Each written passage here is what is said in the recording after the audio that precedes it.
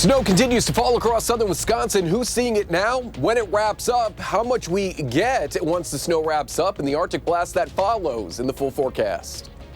Plus, could the Olbrich Botanical Gardens be expanding? The main goals of the master planning process and when you'll be able to give input on the project.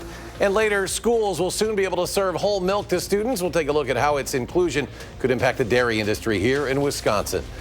Welcome you to News 3 now at 6. Good evening. Thanks for joining us. I'm Eric Franke. We begin with a burst of winter weather moving through southern Wisconsin at this hour, leaving commuters with yet another morning of slick travel ahead. And as this bitterly cold weather continues, we may not be done with snow just yet. News 3 now with team coverage here and out on our roads as well. Let's start with meteorologist Blaze Keller on the weather patio where the snow is falling, Blaze. That's right. I kind of feel like I'm in a little bit of a snow globe right now. It's really picked up here over the last half hour, especially across parts of Dane County. And let's take a look at Radar 3000 and see exactly where that snow is continuing to fall at this hour across southern Wisconsin. So we'll take it out first out west. Vernon, Crawford, Grant, Richland, and parts of Iowa County. Not as intense as where we were maybe an hour ago or two at the top of the 4 o'clock hour. That has since pushed off towards the east. We'll head on over to Muckwonago, Whitewater, into Walworth counties and Jefferson County and Waukesha County. They're dealing with a little bit more of an intense snow, but Janesville that has since pushed off toward north and east. There's that heavier snow band kind of moving right over the studio right now. We'll take it in even closer and really highlight where that darkest blue is, crossing out of Middleton right along 151 following University Avenue, as well as 151 here within the next hour or so, or even less. This could bring a short burst of pretty moderate to heavy snowfall at times. This will eventually push its way into downtown Madison as well. So I think we're beginning to see it outside of the studio as that continues to make its way eastward. There's a live look at our Edgewater sky cam where it's still 30 degrees, believe it or not. This is going to be our warmest day over the next 7 to 10 as we are bracing for not one, but possibly two Arctic blasts. So we'll touch on that and how much snow we'll see by the time it all wraps up here later on in the newscast in just a few minutes. But for now, I'm going to send it out to Armand, who's been on the roads since about 4 o'clock. Armand, with this latest snow moving on in, how's it looking out there? Well, Blaze, we are on 14 West, actually headed east back towards the city of Madison from the Cross Plains area. I'm going to show you what we're looking at right now, and things so far have been relatively okay. However, as we got farther west from Madison proper, things did definitely pick up. We did see a lot more wind, a lot more snow, and then now we're starting to see that snow accumulate on the roadways here. So people definitely taking it easier on this part of the area of the county on the roads right now as we are continuing, again, headed east, which is where that band seemed to be moving in the direction of Madison. So if you are waiting and still needing to drive here tonight, definitely make sure to take it easier and slower out here on the roads. Things can be a little bit slick as that wind and that accumulating snow does make conditions a little bit more dicey. And we have seen plows out and on standby as well, waiting to see where the main thoroughfares are that they have to plow and clear and salt. Of course, give them some room as well as you're driving just to make sure that they can continue their operations as safely as possible. Again, people definitely taking it slower as that snow continues to accumulate. Not so much reducing visibility just yet. And as you can see here on the 511 map, the road conditions throughout the county and the viewing area staying in the blue to green, so about partially slightly covered to normally covered. So we'll see how those conditions fare as those potential snowstorms here move in throughout the night. We'll be here monitoring the roadways throughout the night here. I should say I'm the passenger princess. My wonderful photographer Brian is the one that's actually driving through this weather.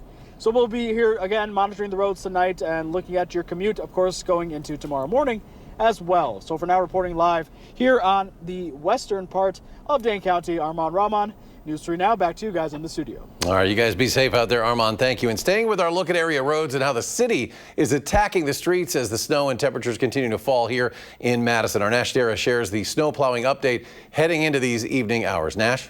Hey Eric, it was tough waking up this morning to more shoveling, and for tomorrow it might be more of the same with added frigid temperatures, as Blaze will tell us more about later in the show. But on the roads, snowplows will continue to work tonight. As Armand was talking about combating this winter weather warning, the Streets Division will be working overnight, going through their normal salt and plow routes, but it is still very much encouraged to be prepared for snowy and slippery roads this evening and into tomorrow morning, where the temperatures could also play a role on conditions as we hit those single digits once again here in Wisconsin. It's been an interesting week of weather here in Madison, to say the least. It was just a few days ago where it was above 50 degrees and rainy, and now we're monitoring again for snow in single digits. But it is important to take extra caution on the roads and look out for those salt and snow trucks, keeping the streets safe tonight and into the weekend. All right, Nash, thank you. And you can track the forecast for yourself with our First Warn weather app, hourly temperatures, road conditions, and radar. You can download it for free in your phone's app store. Just search WISC weather.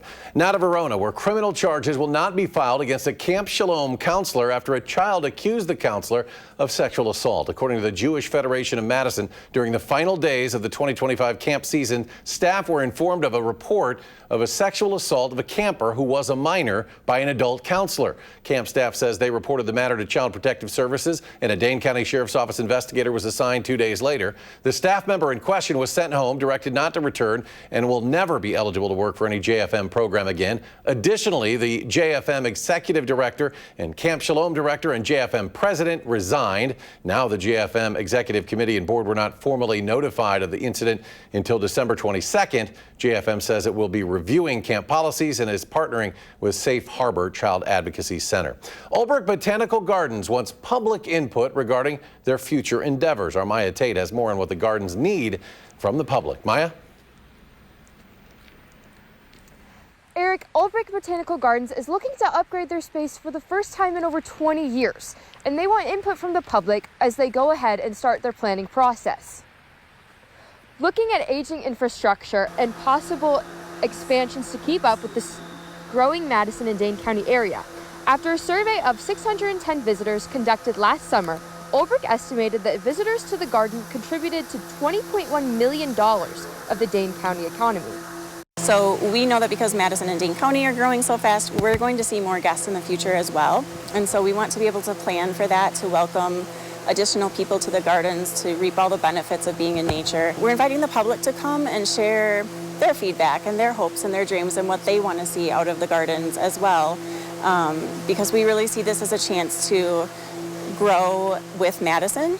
The first set of public workshops to discuss the plans are identical and will be at noon and 6 p.m. on Thursday, January 22nd at Olbrich Botanical Gardens.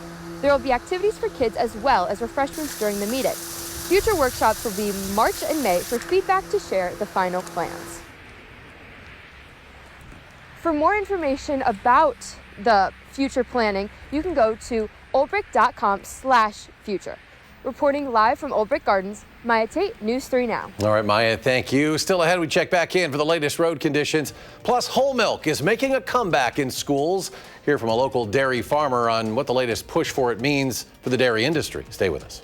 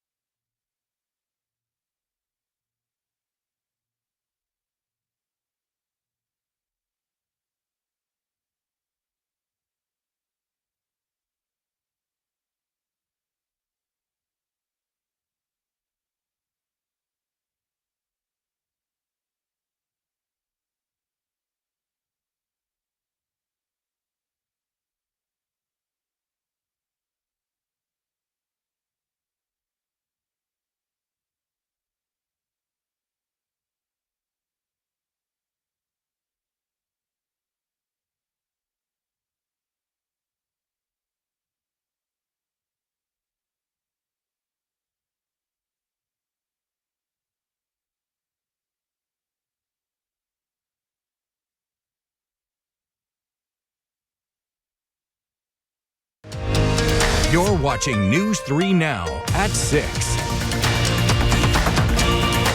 Dairy farmers in Wisconsin are welcoming a change they say is long overdue. The Whole Milk for Healthy Kids Act will once again allow whole milk to be served in schools nationwide. A move farmers say will boost both nutrition and their businesses. Our Maren Rosen shows us why this change matters from the farm to the lunch tray. Dairy farmers in the dairy state are feeling optimistic about the Trump administration's new legislation to allow whole milk to be served in schools nationwide. Katie Schultz is one of these farmers, running Trifecta Farms with her siblings. When we look at what makes Wisconsin so unique, it's not just the incredible family farms, but it's also all of those farms and those communities and those businesses that support that as well. But this new bill is helping her family beyond their business. I was mostly excited as a mom, and so my daughter is in 6th grade. The skim milk isn't what her palate likes. So when we heard that it was going to be available in the schools, it was so exciting. And I'm so excited for kids to have such an incredible healthy option for them to choose while they're at school. Whole milk has been considered unhealthy by federal dietary guidelines since 1990. But new guidelines released earlier this week encourage Americans to drink more of it. This is just a huge win for dairy. The more that we can see people continuing to drive demand for dairy and making sure that we have outlets for our milk and places for people to consume that nutritious product, that's a win across the board, whether you're in Wisconsin, New York, or dare I say California. And now this new legislation will bring whole milk to schools. It's really giving all kids choices, and it's giving kids that maybe are lactose intolerant or have a sensitivity to lactose, they're getting more options too. When you go to the store, not only are you looking for milk, but also looking at the cheeses and looking for that proudly Wisconsin symbol on it. I think you know that your milk and your cheese and your other dairy products, whether that's a yogurt or a butter, is coming from the family farms here in Wisconsin. And that's important to make sure that we continue to support local, but support dairy across the board. Reporting in Fox Lake, I'm Maren Rosen, News 3 Now. The Trump administration recommending Americans consume more milk and more cheese, which will not be hard here in Wisconsin. Still ahead for us, a scheduling update for trash pickup and busing services during Martin Luther King Jr. Day. Plus, there are several new tax provisions that could impact how much you get back this year. What you need to know before you file. And how much more snow is expected to fall across southern Wisconsin. Blaze is back with your complete forecast when we return.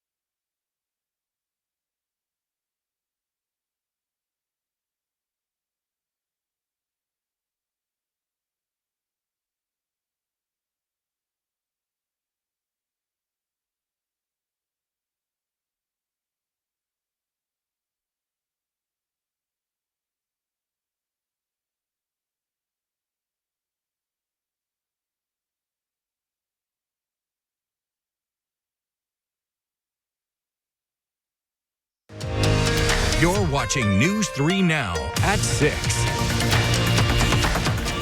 Taking a live look right now at current road conditions. This is traveling eastbound. Our crew along the Beltline.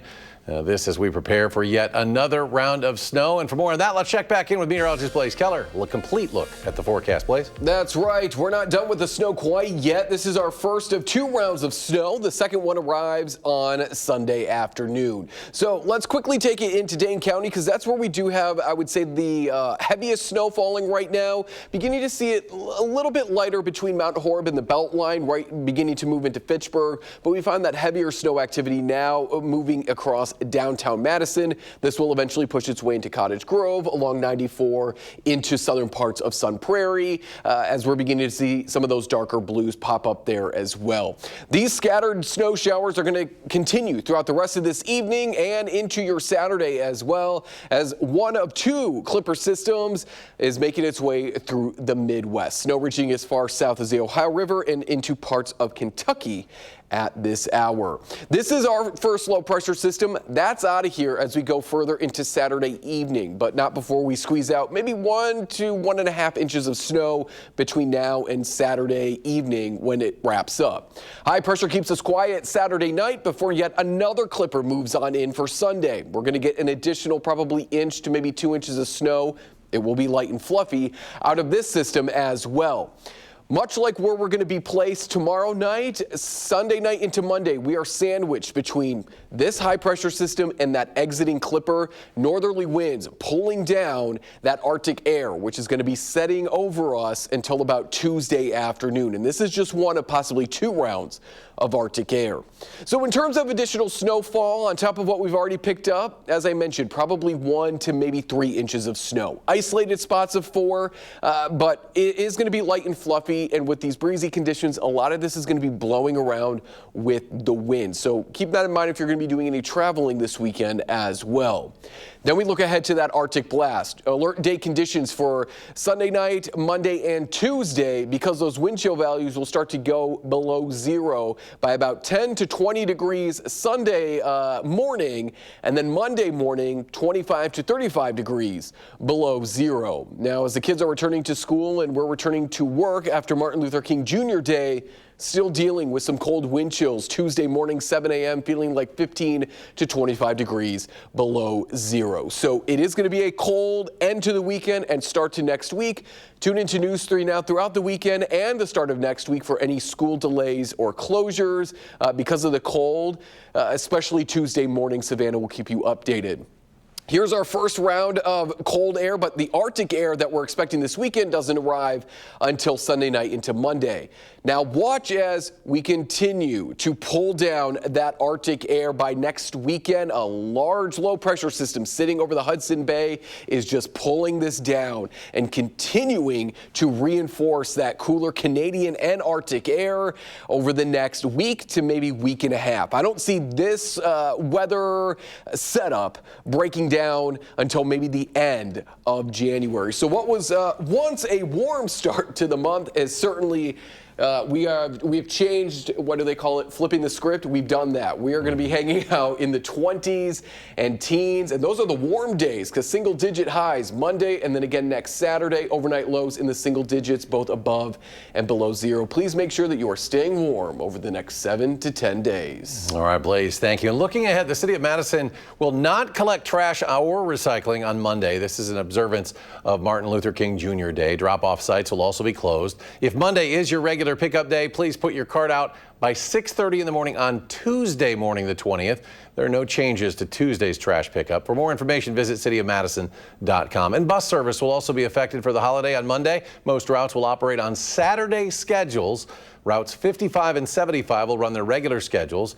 Route 80 will run a shortened schedule, and routes 81 through 84 will not operate at all. Paratransit customers must schedule a casual ride because standing rides will be canceled.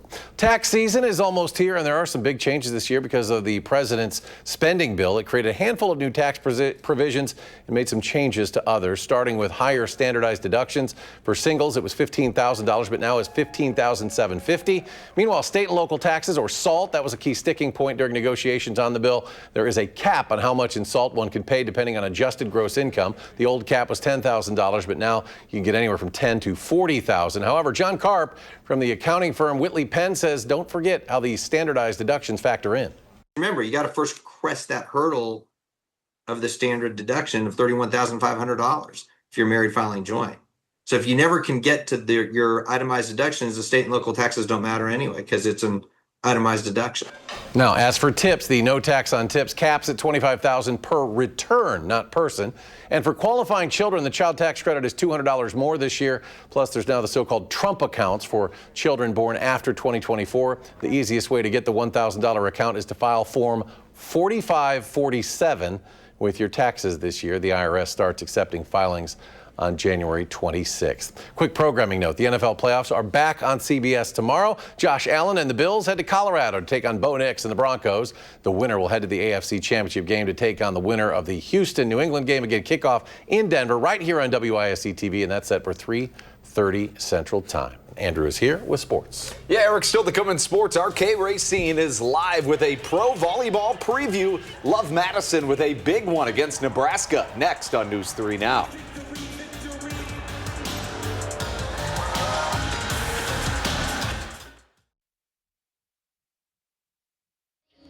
Hello? Hello, hello, hello.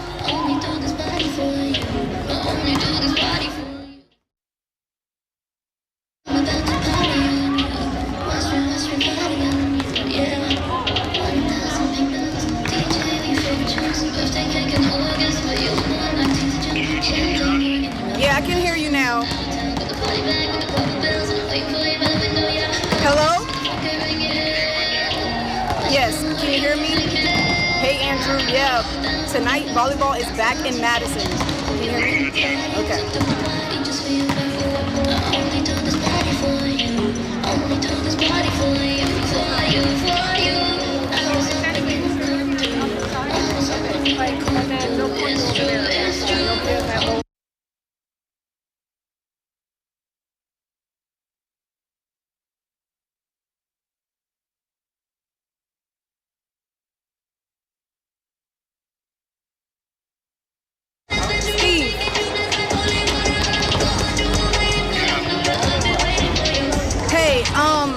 You're on my phone because I don't have any headphones or anything, so I have to have you on speaker.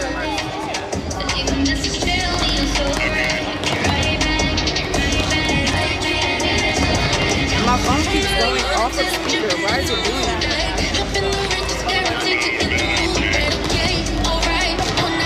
Okay.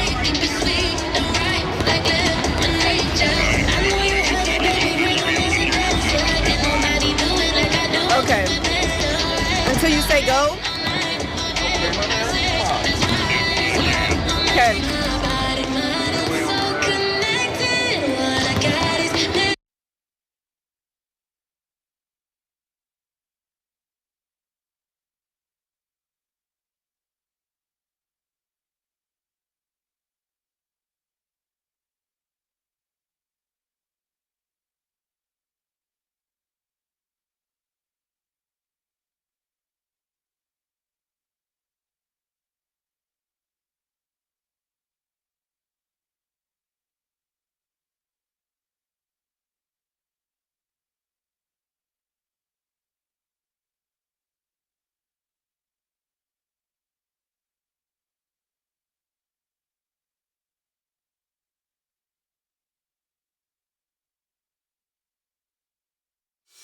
And now, News 3 Now Sports, brought to you by TDS Telecom.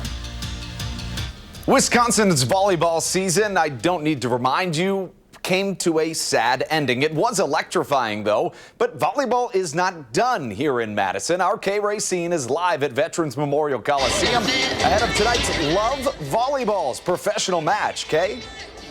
Yeah, Andrew, pro volleyball is back in Madison tonight as they are kicking off their second season against Love, Nebraska. But tonight is going to look a little bit different because there are two players on each of these teams that play together in college and will be playing against each other professionally for the first time. Middle blocker from Madison, Rebecca Alec, and Lexi Rodriguez for Love, Nebraska. They played together at the University of Nebraska for 2 years and also had a national championship appearance. But this time, they're familiar with Madison, but this won't be the first time they're playing in Madison, but it will be on different sides of the net. Andrew, I'm just so excited to see how this game goes. We'll have highlights for you guys later, but for now, I'm Kay to the in Madison. Here at the Alliance Energy Center in beautiful Thanks, Madison. Kay. An incredibly exciting night for sure. Now, on a different note, when I was in 5th grade, like many kids, I told my parents I was going to be a professional baseball player, and with my millions, I would buy them a mansion. In fact, that note that I promised to them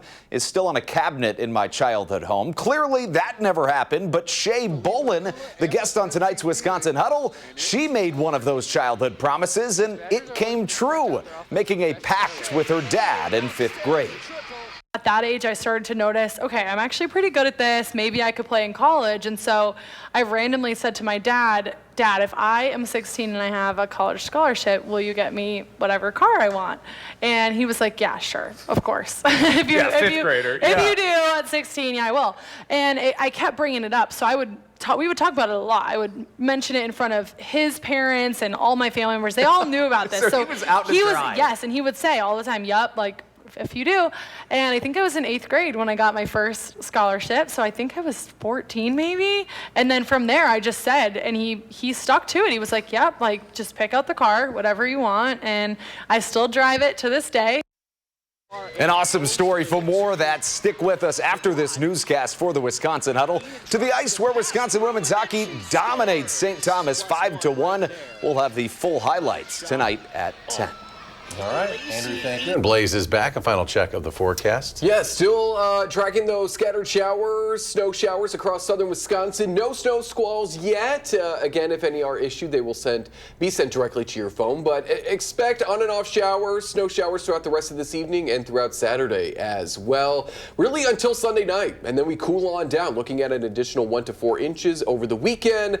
Arctic blast on Monday, and then maybe to go into that following weekend. Once again, highs in the single digits next Saturday. All right, be safe if you're out on those roads, folks. Thanks for watching News 3 Now at 6. Coming up next is Andrew with the Wisconsin Huddle. Our next newscast coming up tonight at 10. You can always find us streaming 24/7 at Channel 3000+. Have a great night.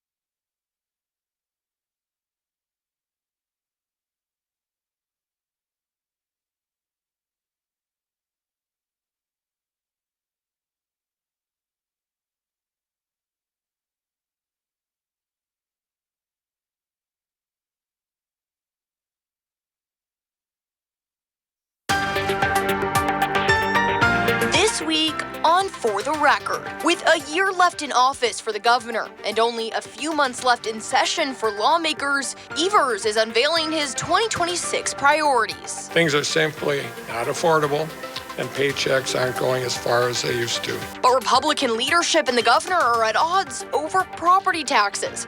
We're breaking down the disagreement. Plus, the first floor session of the new year. We're taking a look at the consequential legislation now moving to the Senate. And later, campaign finance reports were due on Thursday. We're breaking down what it all means. Which campaigns are doing really well? Which candidates are doing really well? And there's only a few things you can look at right now.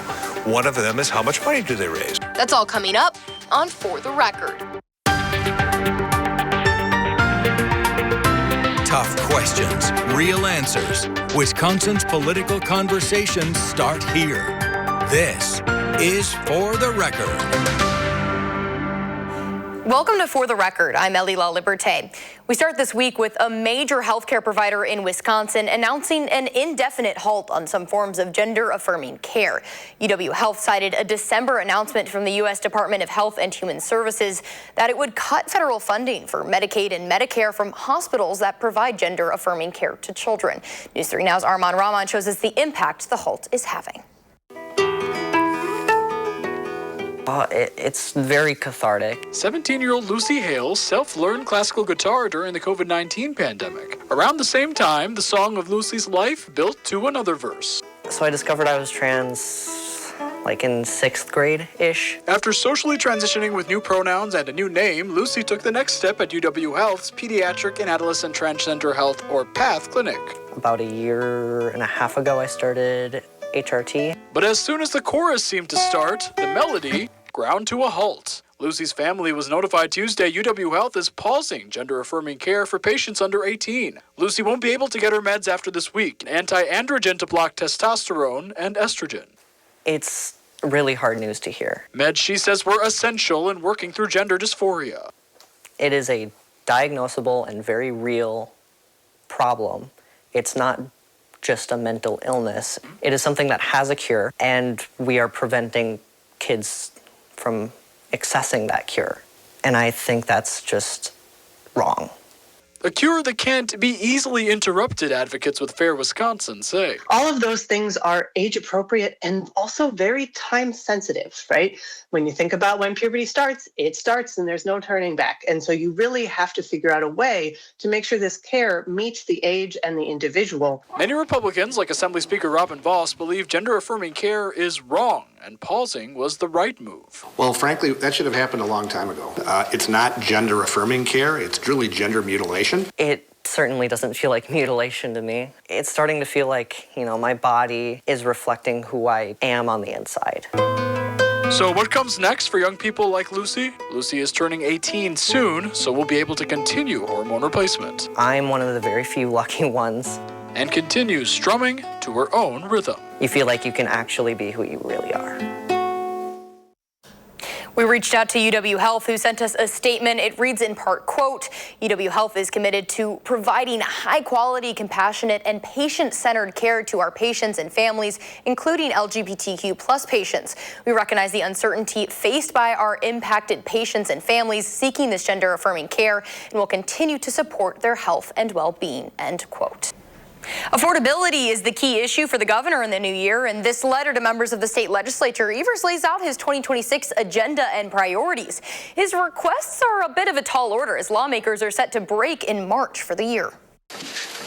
Under this proposal, we can make sure the average homeowner will not see a property tax increase, period. The governor urging the state legislature to approve $1.3 billion in property tax relief. To prevent property tax increases for average Wisconsin homeowners and help lower property taxes for working families, veterans, and seniors across our state. The governor says it could be done by buying down local levies. Evers is blaming the increasing property taxes on a lack of state funding for schools. In 2024, a record number of Wisconsin school districts asked voters to raise the levy limit to fund public schools. That has consequences, folks. If we don't do something, we will be in a world of hurt. But this isn't a new request by Evers. Republican leaders declined to make property tax relief part of our negotiations in the last budget, insisting on focusing on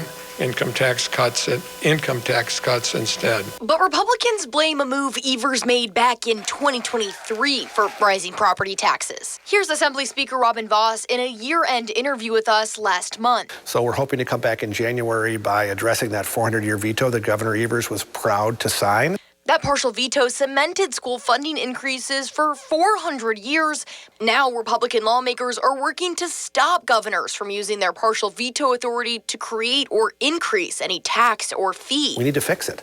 So hopefully we can get some bipartisan agreement that this cannot be sustained going forward. Before that 400-year veto, we were going to referendum all the time. So they can use that as an excuse if they want to. Let's just get this done. Another priority, lowering prescription drug prices and expanding postpartum Medicaid coverage. I also agree that new moms should get Medicaid coverage for 12 months instead of just a lousy 60 days. Wisconsin is just one of 2 states that has not expanded that coverage. Assembly Speaker Vos blocked a vote on the issue last year. I'm always open to negotiation. If there's a way to make it happen, I'm open to it, but not if it's expanding welfare. So that's pretty much a shutdown no for you, it sounds like. We'll see what happens, but you'll have to wait and see. The legislation does have bipartisan support and has already passed the Senate. Now, during that Monday press conference, Evers was also asked about ICE enforcement in Wisconsin after his Lieutenant Governor, Sarah Rodriguez, proposed banning federal immigration enforcement actions around courthouses, schools, daycares, and other locations. Evers questioned if that can or should be done. Banning things will absolutely ramp up the actions of our folks in Washington, D.C. They don't tend to approach those things appropriately, and so we're very, very vigilant. I'm not sure that we have the ability to do what the Lieutenant Governor is doing or want to do. Now, Lieutenant Governor Sarah Rodriguez is running for governor this year after Evers decided against seeking a third term. And as the governor unveiled his plan, the state assembly held its first floor session of 2026. Items that now head to the Senate include a bill that would suspend pay for judges accused of judicial misconduct. That bill came after former Milwaukee judge Hannah Dugan was found guilty of obstruction in December for helping an illegal immigrant avoid federal immigration enforcement agents. This bill would ensure that if a judge decides in the future that they are above the law, while that process is being adjudicated, they will not be paid with taxpayer money. That's what this bill is about. It's simple, it's clean. The bill would ensure that if a judge is found innocent, they would receive back pay.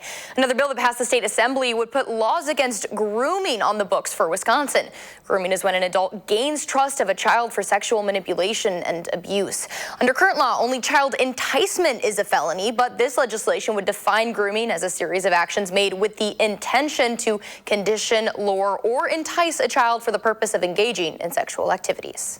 I think it really helps society see and children see that those behaviors are strategic and purposeful. And it'll help all kids to be able to identify that and to know that those behaviors are a crime. If passed, being found guilty of grooming would carry up to 10 years in prison and a fine of $25,000. However, penalties could be increased if the violation involves more than one child or if the child has a disability.